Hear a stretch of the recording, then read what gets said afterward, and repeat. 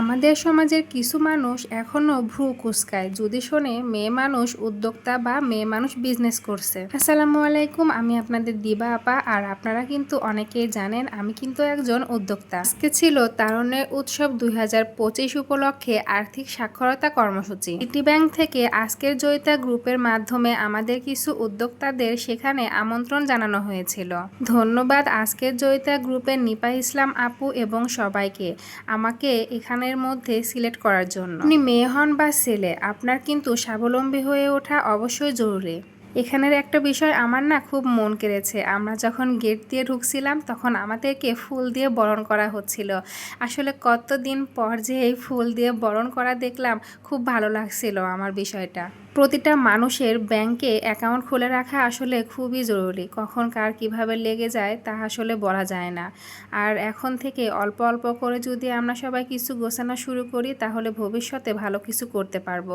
সেটা কিন্তু আমার অভিজ্ঞতা থেকেই বলছি। যদি পারতাম আগে থেকে কিছু গোছাতে তাহলে বিপদের সময় সেই টাকাটা আমাদের কাজে লাগতো, তাই না? সিটি ব্যাংকের একটা বিষয় শুনে আমার খুবই ভালো লাগলো। এটা আমার অজানা ছিল। আমি জানি না অন্য কোনো ব্যাংকে এটা আসলে হয় কি না, যে বাচ্চাদের একটা অ্যাকাউন্ট তাদেরকে কিন্তু আবার কার্ডও দেওয়া হবে। কত সুন্দর না? আমি কিন্তু আমার বাচ্চার জন্য অবশ্যই একটা অ্যাকাউন্ট খুলে ফেলবো খুব তাড়াতাড়ি ইনশাল্লাহ। এখানে আমাদের উদ্যোক্তা আপুরা সবাই নিজেদের পরিচয় দিচ্ছিল এবং নিপা আপু আমাদের সবাইকে নিয়ে এখানে কিছু কথা বলতেছিল। কিন্তু দুর্ভাগ্য কি জানেন, আমাকে ভিডিও করে দেওয়ার আর ছবি তুলে দেওয়ার মতো কেউ নেই। এটা কোনো কথা বলেন? না হয় একটু চেহারাটা খারাপই তাই বলে কেউ কি ভিডিও করে দিবে না, ছবিও তুলে দিবে না? তাই মনের দুঃখে নিজেই একটু সেলফি ক্যামেরা দিয়ে ভিডিও করে নিলাম। কথায় কথায় সব কিছু শুনতে শুনতে কখন যে আমাদের 1.5 ঘন্টা সময় চলে গেল আমরা কেউ বুঝতেই পারলাম না। আমরা সবাই যারা যে জিনিস নিয়ে কাজ করি সেই জিনিসগুলি অল্প অল্প করে কিছু নিয়ে গিয়েছিলাম সেখানে দেওয়ার জন্য। এটা ছিল আমাদের ভিজিটিং কার্ড।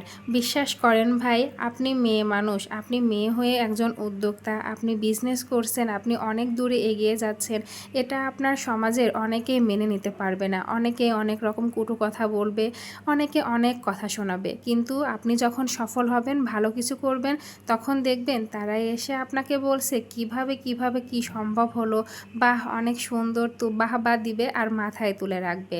তাই কারোর কথায় পিছিয়ে না পড়ে নিজেকে এগিয়ে নিয়ে যান এবং সফল করুন। তাহলে দেখবেন ভালোবাসার মানুষের অভাব হবে না ইনশাল্লাহ। তবে একটা কথা মনে রাখবেন এবং সবসময় মাথায় রাখবেন যে যাদের দ্বারা আপনি উপকৃত হবেন তাদেরকে কখনোই কৃতজ্ঞতাবোধ জানাতে ভুলবেন না, এবং সফল হয়ে গেলেও সেই মানুষগুলিকে কখনো ভুলে যাবেন না। নিজের মধ্যে কৃতজ্ঞতাবোধ রাখলে অনেক ভালো কিছু হবে ইনশাল্লাহ। আমাদের খাবার তো দেখতেই পাচ্ছেন, বাসায় এসে আমি আর জারিফ খেয়ে ফেলেছি। ধন্যবাদ সবাইকে এত সময় ধরে কষ্ট করে আমার ভিডিওটা দেখার জন্য এবং আমার পাশে থাকার জন্য। আল্লাহ হাফেজ, আসসালামু আলাইকুম।